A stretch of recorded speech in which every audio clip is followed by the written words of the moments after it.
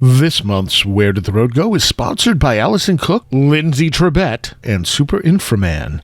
If you'd like to help support the show, you can do so at wheredidtheroadgo.com. And now our show. Transmission start. Welcome to Where Did the Road Go? Join us as we wander off the path and explore lost history, consciousness, the paranormal, unexplained mysteries, alternative thought, and much more. We are present on the web at wheredidtheroadgo.com. Now here is your host, Soraya. Welcome to this edition of Where Did the Road Go? Tonight I have with me a Red Pill Junkie. Good evening. And a stranger from off in the mist. I believe his name might be Joshua Crutchin. You know what? At this point, I'll take it. Hello, Josh. Hi, Soraya. I'm hoping that this is the first step of me clawing my way out of the crater of busyness and exhaustion that my past year has been. That'd be excellent. Yeah, well, I'm not counting on it.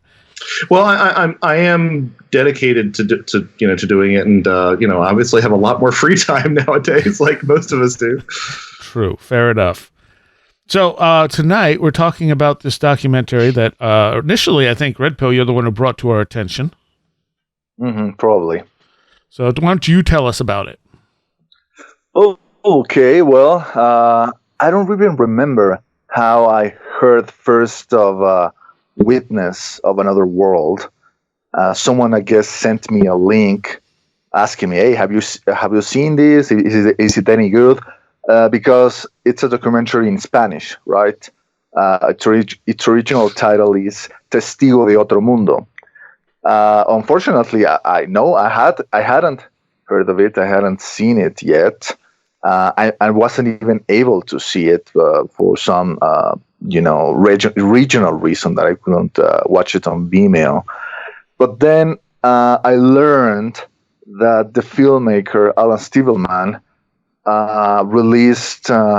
was going to release an English version of the documentary. I was going to present it in Contact in the Desert in 2018, and not the one and only Jacques Vallee, who is also part of the documentary, was there to present it, and our friend Greg Bishop was there. He saw the documentary. He was greatly impressed with it. And one of the things that also stuck with him was when Jacques addressed the audience and told them, this is the phenomenon, not the other things that people promote or think about when they think about UFOs or alien visitation. This, what it's portrayed in this movie, is what this is all about. And after watching the documentary, I have to agree. In my opinion, it's the best UFO documentary I've ever seen. It moved me emotionally. I mean, I was in tears in several parts of it. I watched it twice. I was greatly impressed by the human angle that Alan chose to portray the story of this man, Juan Perez, who was a young farm boy in Argentina. They call them gauchos, they're the equivalent of cowboys there in the Argentinian Pampa. And in September the 6th, 1978, this young little gaucho went to do his daily chores sent by his father, and he had an amazing experience, something that was completely out of the framework of a young 12-year-old little farm boy in 1978, someone who probably wasn't very well educated, and obviously wasn't even outside the frame of reference of anyone, not even a nuclear physicist would have probably been able to cope with it. A close encounter of the third kind that left him marked for life in more than one way. Out of that experience, he became a recluse. He became something of a hermit. He distanced himself from his family, and he chose to live alone in a little shack without electricity or running water, with no company but his animals. And the reason for it is something that Alan explores. He talks about the way that the UFO phenomenon transforms the witness, which is something that is sometimes absent in the way that American ufology addresses the phenomenon. With American ufology, you get the attitude of people wanting to kick the tires of the flying saucer, if you will. They want to only focus on the things they can touch, like the metals or the alien alloys or the propulsion system, the element 115, and things of that nature. But with the story of Juan is about the spiritual transformation that can sometimes be elicited by these kind of experiences, mystical experiences, for lack of a better term, and the way that also connects with how other cultures have tried to address this phenomenon. Cultures like the Amazonian tribe of the Guaranis in the countries of Paraguay, where Juan Perez's mother originally came from. So part of the movie is also showing how there's a type of reintegration of the experience through Juan's ancestral culture, and how these people, the Guarani elders, the shamans, they were trying to, in a very Terence McKenna kind of way, telling him, hey man, okay, so you saw beings from the sky? Yeah, that's no big deal. We've been doing that forever.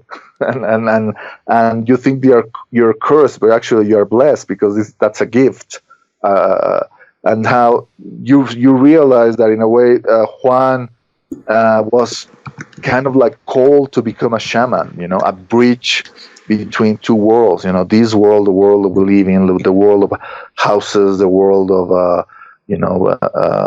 plants and the rivers and viruses, and the other world, the world of spirits or entities that we can barely comprehend, but they're there, or they are here maybe, but we barely perceive them.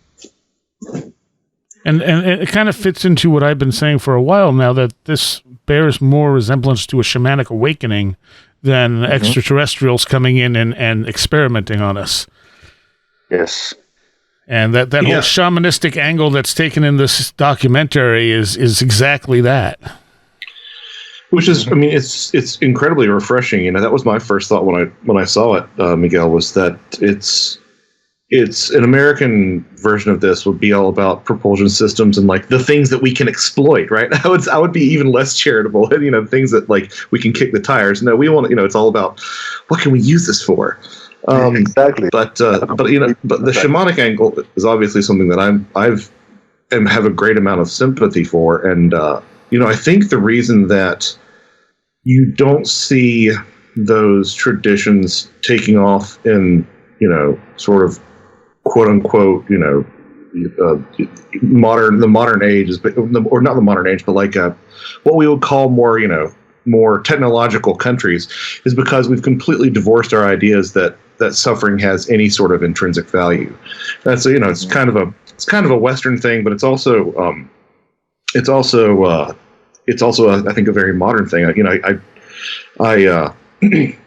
And that's what always bothers me whenever there's tired arguments about how could some sort of supreme being let tragedies and heartache happen. I mean, I think that if you look at a lot of other traditions, especially in the East, it's all about balancing the scales and all about growing from suffering, as opposed to just everything being happy clappy, going through your life and everything being okay. And I think that the tone of this really nails it, because it's a really melancholy. You mentioned that you cry, but it's really a melancholy documentary to watch. Mm-hmm. Yeah, it's almost like plays like a sort of rite of passage, it's something that Greg Bishop and I discussed with Alan when we interviewed him for Greg's show Radio Misterioso. Greg pointed out that Juan, who is, I believe he's 52 years old, but the way that you see him in the movie, he's almost like a child. He even has some kind of juvenile mannerisms in the way he talks, the way he moves. It's like he never managed to mature. He has some kind of interruption in his development because of this trauma that he suffered all those years ago. And then what you see in the movie is some kind of the kind of rite of passage that is still common in these cultures that we call primitive, because we feel that we are superior to them because of our iPhones and because of our airplanes or whatever. But these cultures, they have these rituals for a reason, and they have managed to keep those rituals for thousands and thousands of years. And you see how there's a change in the personality of Juan. He becomes more mature, definitely more stable. Definitely he's able now to integrate the experience and then try to understand what happened to him. And maybe, I don't want to say that he's grateful that it happened to him, but maybe there's some kind of understanding why it needed to happen to him. At the beginning of the movie, it's obvious that he's still in so much pain. He's saying that he suffered so much because of it that it seems that he was kind of like a curse. And then there's an acceptance by the end of the movie, this needed to happen, and maybe it needed to happen because he has some sort of role to fulfill, the same way that some abductees or experiencers, people who claim to have the close encounter experience in our society, they also feel they have some kind of a mission to perform. I feel like this stuff makes more sense if you look at it in a bigger picture of just one life. If we don't take life and death to just be a singular thing and that's it, and we look at it as a grander scale, events like this make a lot more sense. It took him his whole life to hit that point where he has some acceptance of it, where it's affecting him positively. But it's like that time period doesn't matter, because in the grand scheme of things, it doesn't matter. It just matters that he got there. Exactly. And if I had to guess, the reason that trauma is so important, because it's something you see across all these different topics. Mm-hmm. I would suspect that it probably has something to do with the sort of way that trauma forces you to dissociate and place you, perhaps allow you to come into greater contact with an altered state of consciousness. That would be my guess. Could be. I might have stolen that from Kenneth Ring. I'm not sure. But that seems to me, because it is something that you see across, especially the near-death experience and the abduction experience. I'm not really sure. I don't think anybody's asked anything about the Bigfoot thing. If Bigfoot witnesses have a greater history of trauma, simply because it's not a question that they would ever think to ask, because it's a giant monkey. But I would be interested to see if people ever, if people were to do that, what would happen?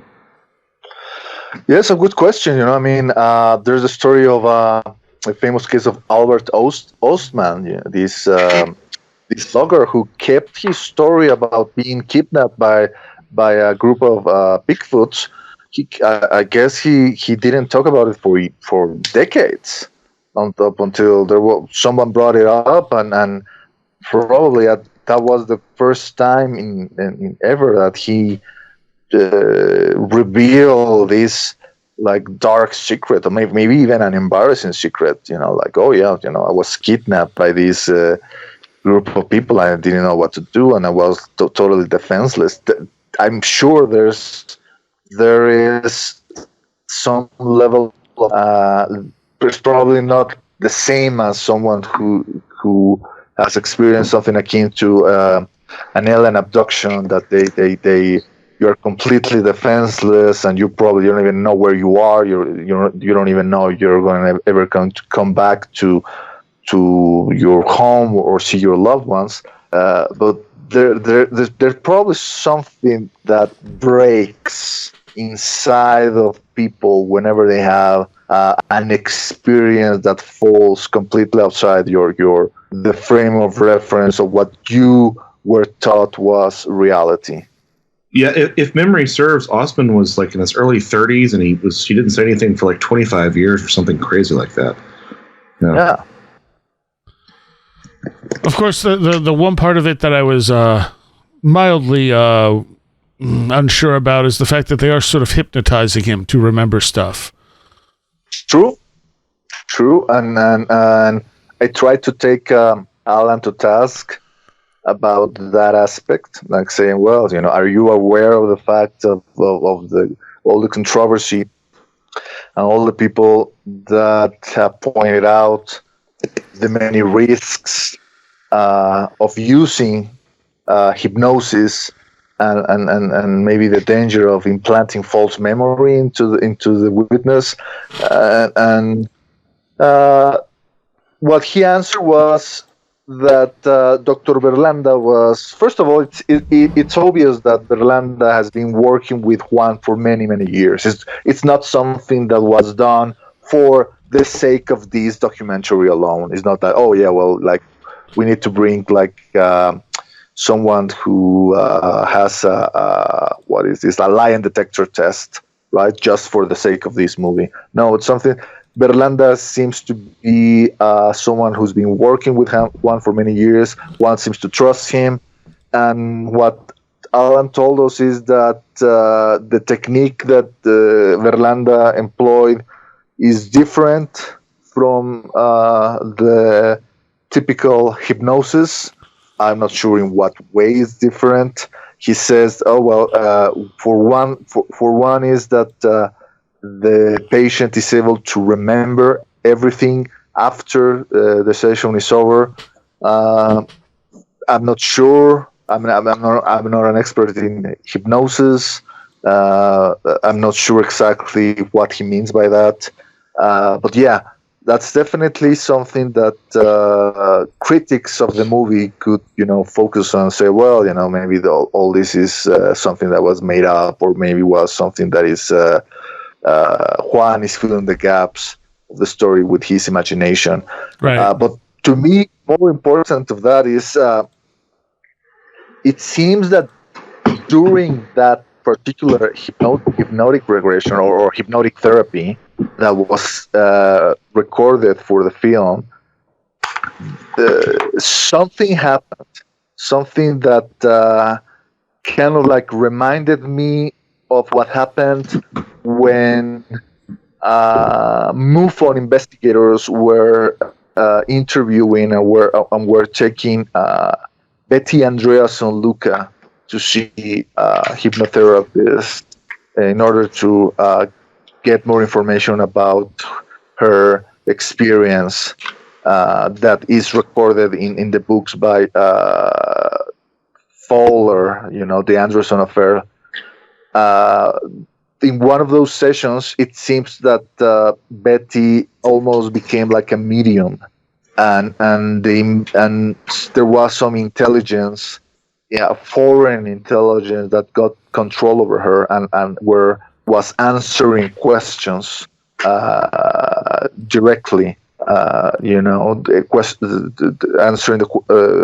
the questions that the investigators were making.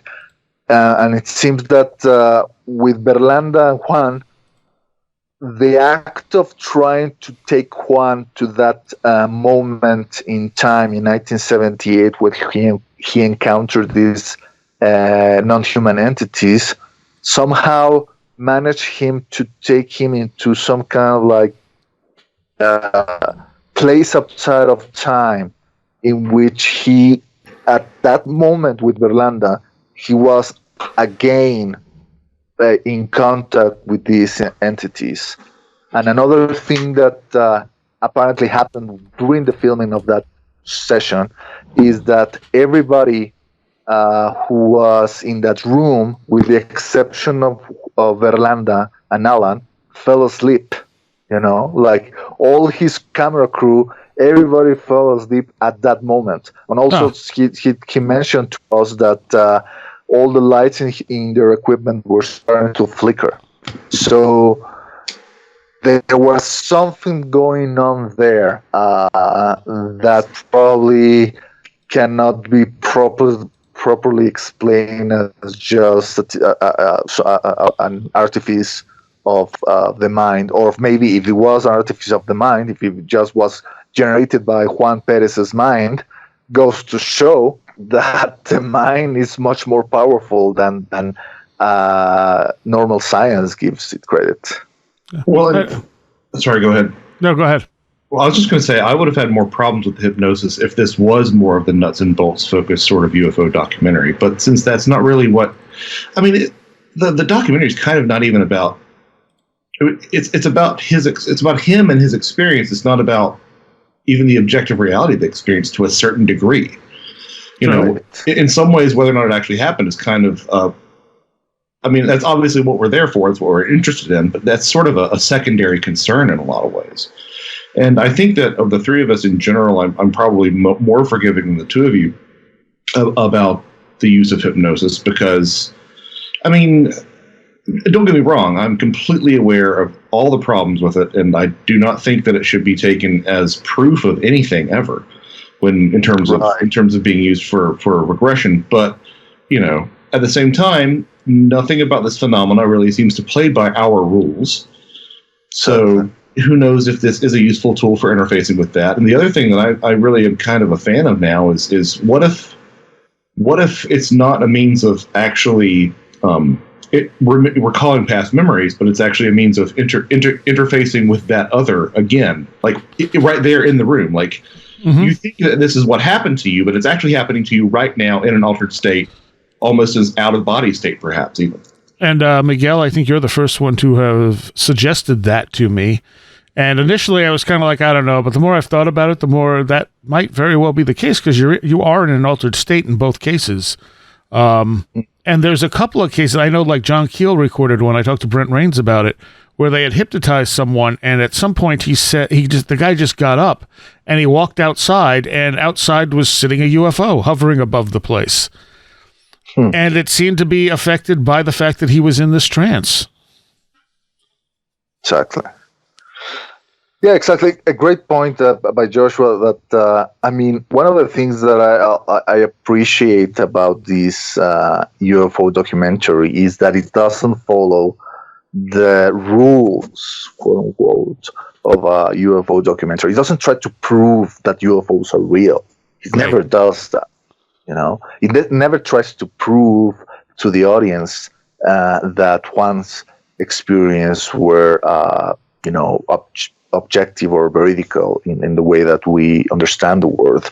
What the film tries to show is the impact of this experience, whether completely imaginary or something that has some aspect of being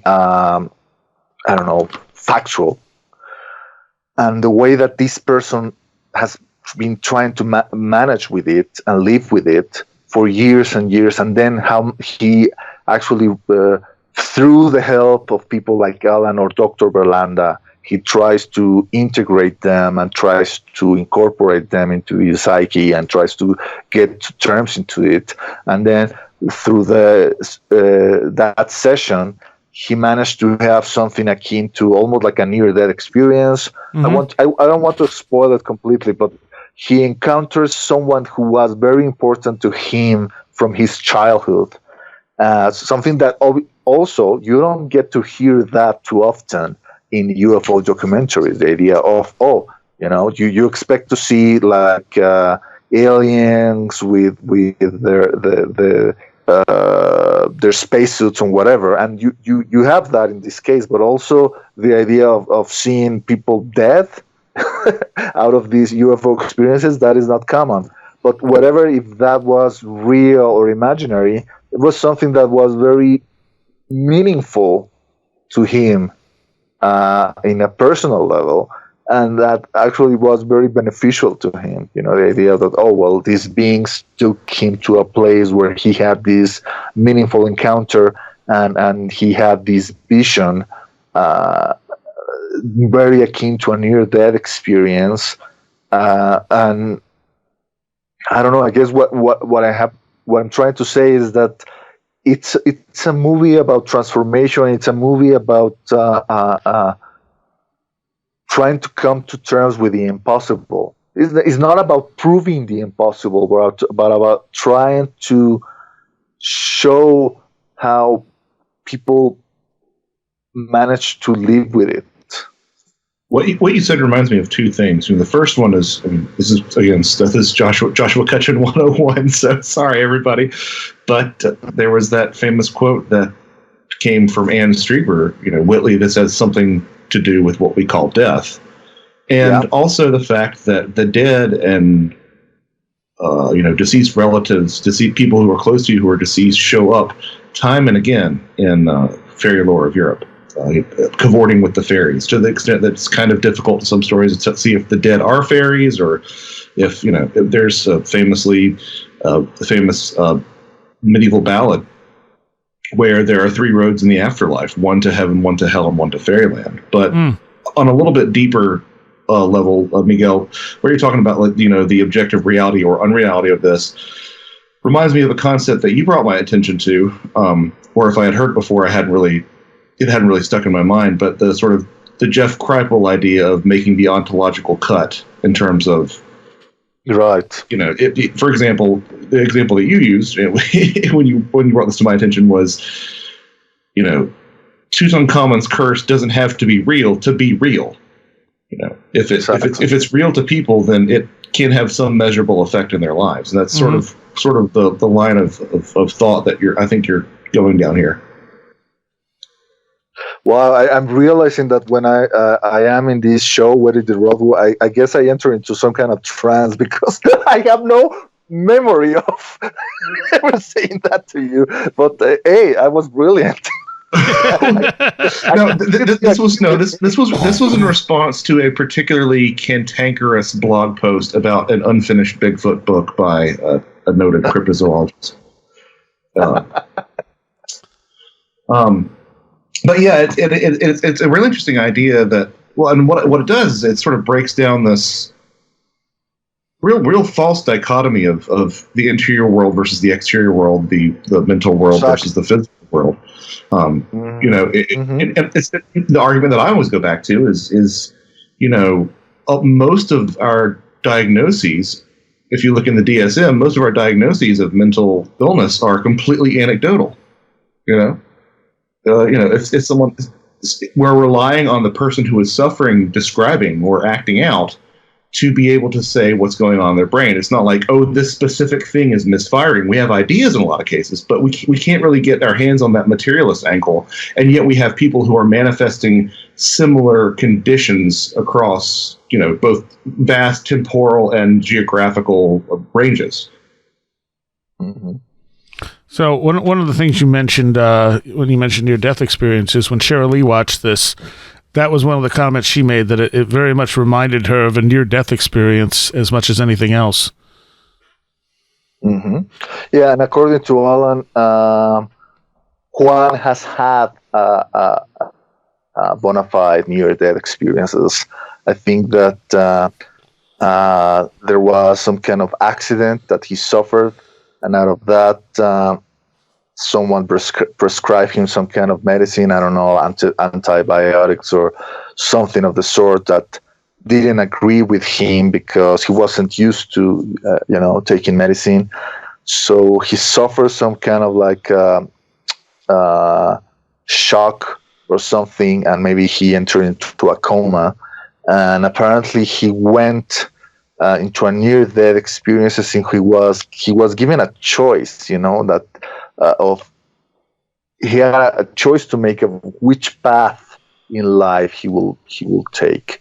And there was it was a very allegoric vision of seeing a big party, when someone and a lot of people having a lot of fun, and that was supposed to be like the broad path, the evil path, if you will, and there was the narrow path, the path of good, where there is nothing, or where's a lot of hardship. And he say, no, I'm with God. I choose good. I choose the good path. And after that, he recovered. So you see, there's a lot of allegory in even in his previews. His main contact experience. There's a lot of symbolism, and there's a lot of interesting things. There's also a lot of high strangeness, like. One of the entities he observed, he was cutting meat. Like what the hell? What's the deal with that? Cutting meat that didn't bleed. Yeah, and prior to his encounter, his father had reported that two of their cows had gone missing. So you also have the idea of cattle mutilation. So, people will say, well, if these entities are good, if they are benevolent beings, why are they killing cows, and cutting their meat? What's the deal with that? And I don't know. That's one of the beautiful things about this thing. There is not a clear cut way of interpreting it. We kill cows and eat their meat. Yeah, exactly. Is someone who eats a burger, is that an evil person? Maybe Buddhists will say, well, maybe because he's bringing suffering. I don't know. You read the New Testament. Jesus ate meat. Mm-hmm. It's very difficult. It's very difficult to try to place this case in particular into these clear-cut labels that we like to use in ufology. It's probably one of the reasons that I find this so fascinating, because it goes so against the grain of the things that we like to have in ufology. We want to have in ufology encounters when there's trace elements. To my knowledge, I don't know if someone went to investigate if the craft had left some kind of impressions in the field. I don't know if anyone ever bothered to also take samples of Juan, or the horse he rode that later he died because of this. There's none of that. Yeah. But there's certainly a lot of other things that to me are far more interesting than if they had actually found, a little piece of metal left by the ship. And the horse thing is almost weird because it's sort of glossed over. Yeah, there's definitely glossed over in the film. There's a lot of other elements. Well, not a lot. A few elements that were also left out of the cinematic presentation of the case, like one of the entities, the tall one, gave Juan one of its globes. Those very long and very heavy globe that the kid tried to bring back, but then there were two little UFOs that chased him, and they managed to take the globe away from him. So it's like, what the hell? What is that all about? It obviously brings us back to the literature of how you never manage to bring something out of fairyland. If you bring gold from fairyland, once you get home, you find it's only rocks and gravel. Or also, when Betty Hill asked the leader of the aliens that kidnapped her and Barney, and she asked to have something of a proof, and first they gave her a book, but then the book was taken from her. Yeah, true. Or the famous example of angel hair. They find this wispy material at landing sites or after sightings, and they sometimes have it disappear from closed bottles. Yes. It's interesting. I think talking about sort of the motivations behind these things, like the motivation behind the cow. I know that we talk about it, but I don't think people really grasp the implications of how much we anthropomorphize the motivations behind whatever this is.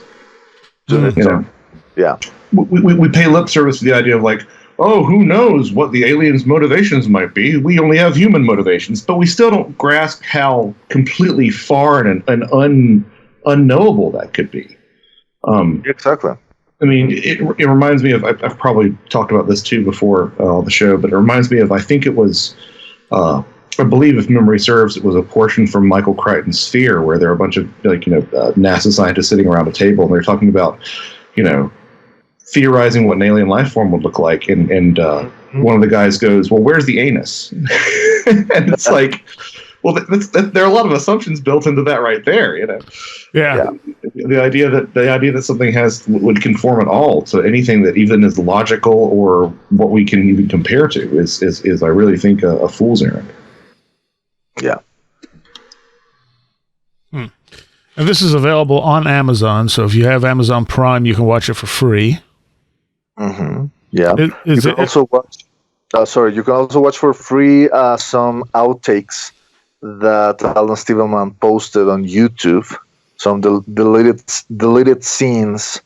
One of them, I tried to help him translate from Spanish to English and put some subtitles on it, and it was it was not an easy gig, because the scene is an encounter between Juan Perez and another of the witnesses of UFO activity from Argentina in 1978. It was Carlos Iriarte, I think his name.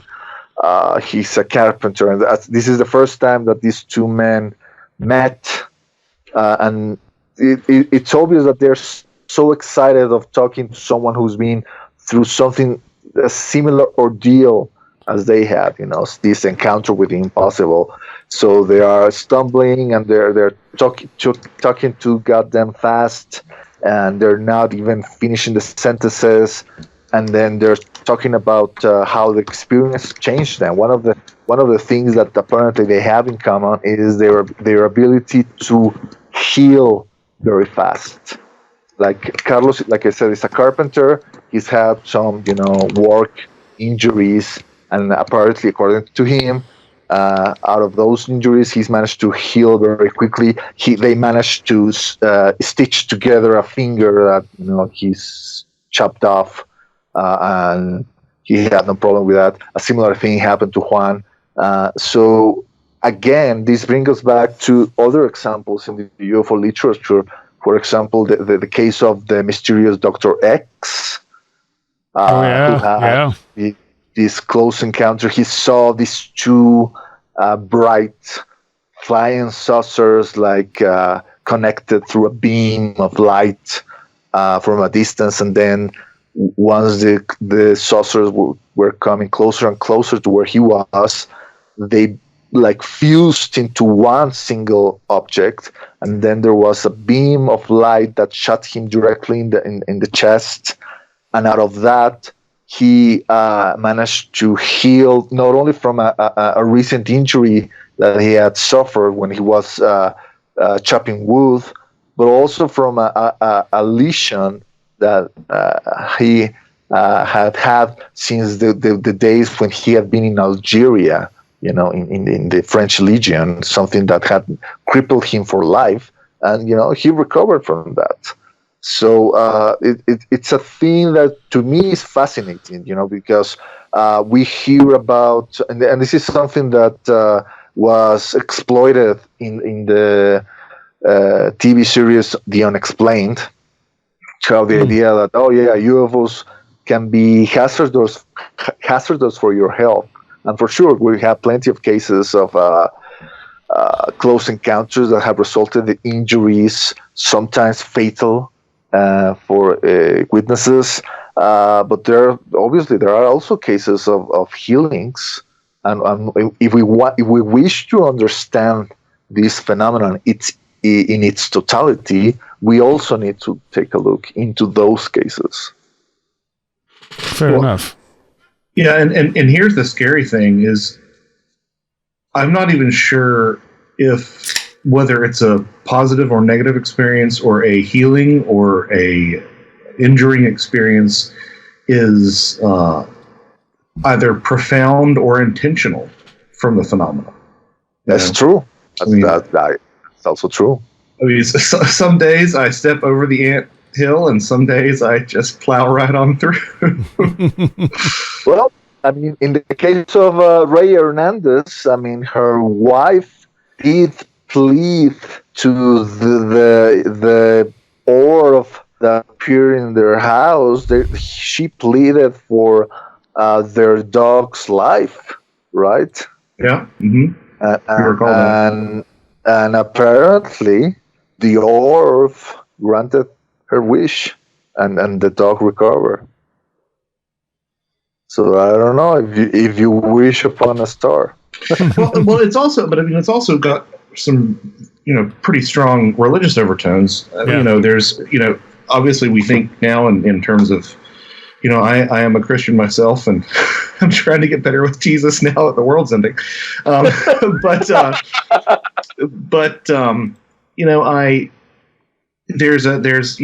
we tend to think in Christian circles of God being this wonderful, warm and healing presence, and I believe that he is. But at the same time, there is a storied history across all world religions, including Christianity, especially the Jewish Old Testament, of theophany and beholding the divine, and how that has completely detrimental aspects to beholding the divine, simply because not because even the divine wants you to suffer. It's just that you can't handle what you're looking at. Yeah. You can't handle the truth. Yeah. It's like the idea of the Ark of the Covenant, how only appointed priestess using special clothing could go and carry the thing, because otherwise anyone will suffer the consequences. It's true. And also, I remember one of the things that I loved about C.S. Lewis' Narnia books was this concept of a God that can be both benevolent but also in a way terrible at the same time. Fierce, like Aslan the lion. I felt that this is something that is sometimes absent in the Christian, Catholic religion. The idea of with Jesus, everything has to be all rosy and light and very good. But the idea of God being something terrible to contemplate, even if it's not mean-intentioned, it's very interesting. The idea that there is something that's terrifying out of contemplating something that is so beyond your comprehension, which is, I feel, getting back to the idea of trauma, part of the reason why these people get scarred for life. Yeah, I mean, yeah, well, it's the same thing.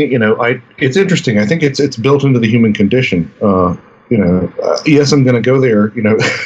Fairies were neither good nor bad. Depends on the fairy. Depends on what you're asking them for. Depends on how you treat them. But I think this idea of letting the good and the bad sit in juxtaposition is so inherent in people. I mean, how many people who are complete atheists and have no real belief system will tell you that they're both in terror and they're both terrified and reassured by the scope of the universe. I mean, you hear this all the time. I think it's baked into who we are as human beings.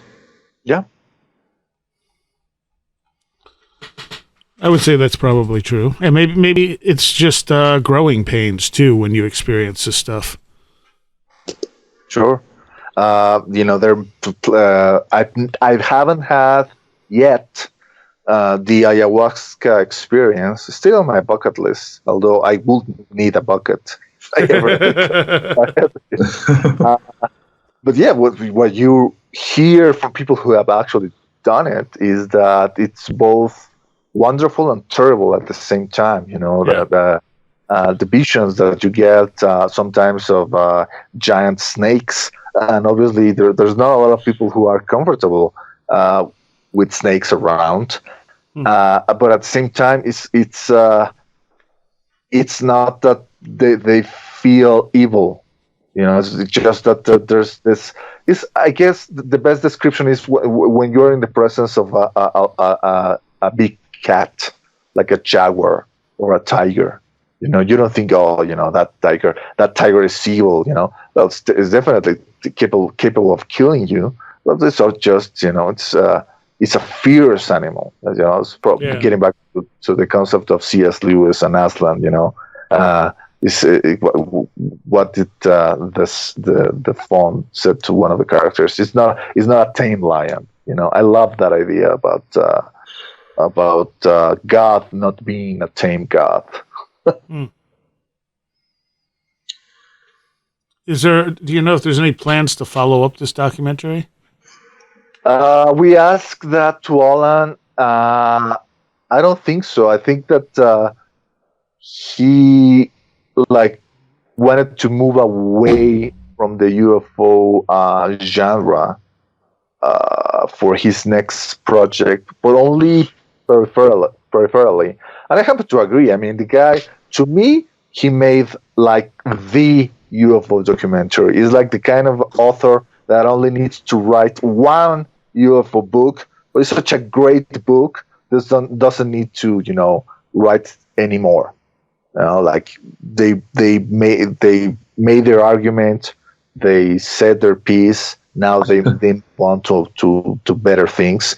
With Alan, I feel he told us that his next documentary has something to do with underground realms. The lore of lost cities that was kind of inspired by something that is said in the documentary. Yeah, I was going to say. One of the Guarani elders who told him that these entities, they come from inside the earth. Yeah. Which will resonate with people who have probably read McTonis's book, The Cryptoterrestrials. Or, we can also go to the lore of all these inner kingdoms that is all across the world. You have Shambhala, you have Agartha, you have, obviously in the Christian lore, you have hell, but also you have the idea of these kingdoms of, even the fairy tradition also, right? That the fairies living in caves, living in underground realms, places that have not been touched by the evil of man who corrupted the surface, right? Yeah. So I guess that's where that came from, and he told us that that's the project he was working on. I'm not sure what's the stage of that production. I don't know if it's even in production yet, or if it's still working in pre-production, obviously he's an independent filmmaker. He probably doesn't have as many resources at his disposal as he would like in order to create these movies as quickly as people like us would like him to. Another thing that he told us is that probably someone like Graham Hancock could be involved, and that would be great. So fingers. So yeah, that's what seems to be in the works for Alan. Although I've tried to keep in touch with him, and without getting into details that he's told me in confidence, it seems that there's more information that's come forward from Juan and his case. So there's more things in development. I don't know if those new things will ever be revealed to the public or not. I don't know if Alan will be willing to do that or someone else. But yeah, it seems that Juan's story is far from being over. Mm. All right. Anyone else have any comments on this? Josh? Well, I'm the only anyone else. Yes, I just realized that. Just wanted to add that we were talking about the phenomenon probably not being either good or bad, probably something that is tangential, to that. There are aspects of one story that are disturbing, particularly something have to do with prophetic dreams he's had, something that seems to be relevant to what's happening to us right now. In the documentary, you see that he talks about this black cloud coming to engulf the world, and I don't know if that has to do with what's happening to us with the coronavirus pandemic, or if it's something worse, or if it's something that has to do with climate change or something worse. I guess we can all agree at this point that our world is not in great shape, folks, and maybe there's the reason why people like Juan are called upon to raise the alarms, or maybe not raise the alarms, but maybe they have another role to fulfill. Maybe pick up the pieces after after the proverbial manure hits the fan. So I don't know. What I'm trying to say is that Juan's story is not about love and light and everybody having a happy ending.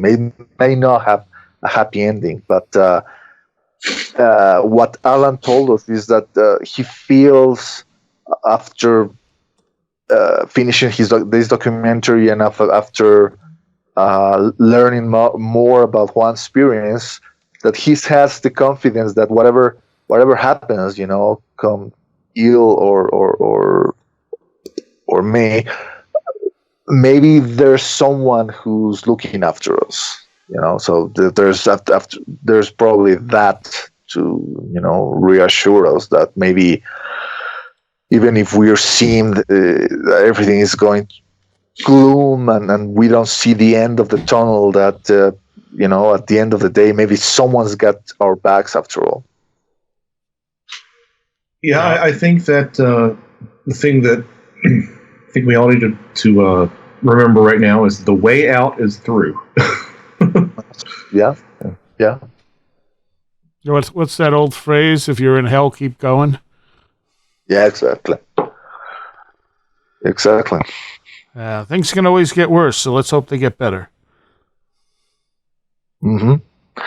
Yeah, we have to put our part in it. Some part of me thinks, nobody's going to come to save us. Not in the way that we would like to. right?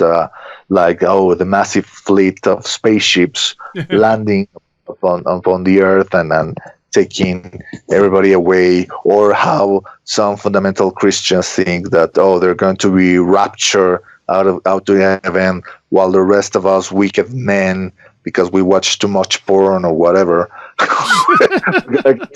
stuck here dealing with viruses and werewolves and zombies and whatever the hell else is going to come after werewolves. Hey, I want to see about the werewolf apocalypse. That's awesome. Nobody steal that.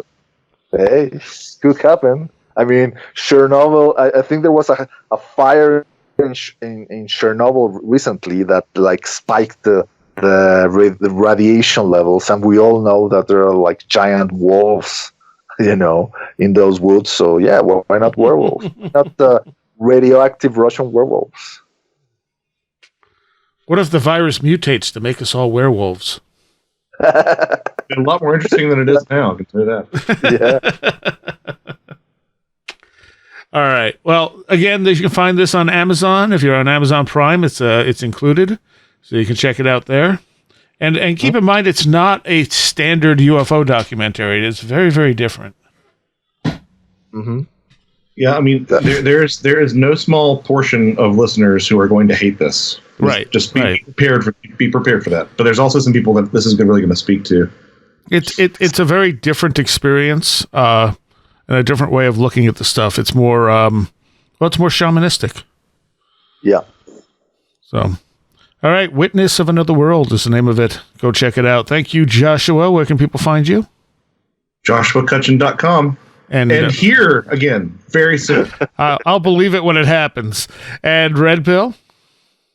Well, they can find me in my home because I ain't moving from here. They can find me obviously at the Daily Grail, www.dailygrail.com. I also write for Mysterious Universe. I actually wrote a recent article about this for Mysterious Universe, mysteriousuniverse.org. Obviously here with Soraya, sometimes on other podcasts, like recently Greg Bishop posted a travel log podcast that we recorded in Mexico City. Oh yeah, before all this hell broke loose. So go to Radio Misterioso if you want to listen to that. Well, yeah, you can also check my personal website, absurdbydesign.com, where I post about this stuff and also other things like my artwork commissions, illustrations, and whatnot. All right. Thank you both. Where Did the Road Go is made possible in part by help from our Patreons. And special thanks in particular to those Patreons pledging $10 or more: Allison Cook, Lindsay Trebet, Super Inframan, Tim, The Great Change, Stone Wilderness, Luke Osborne, Rob Drummond, Alex Whitcomb, Damian Tallman, Edu Camahort, Tactical Therapist, Janet Bunderson, 36 Dingo, Maria, The Exceptionally Talented, Sam Sheeran, Jennifer Campbell, American Rambler, Kevin, John Rutledge Foster, Eric Citron, Andy McNamara, Matthias Sumby, Dominic O'Malley, Christopher Vaughn, Riker and Stark, Roland Belsat, Sean Cosgrove, Jose A., Roger Gonzalez, Craig Cisternos, Ray Benedetto, Linz Jackson K., Alfred Tuttle, Matthew Sproul, Kevin Schreck, Patricia Giaquinta, William Lovelace, Mark Brady, Chris 646, Carla Mahoney, and James Lattimore. Thank you all so very much. You have been listening to Where Did the Road Go? This show is made possible in part from our Patreons, and we thank you and everyone listening for helping us continue this exploration of the strange. You can always find everything Where Did the Road Go related at www.wheredidtheroadgo.com. And thank you so much for your support.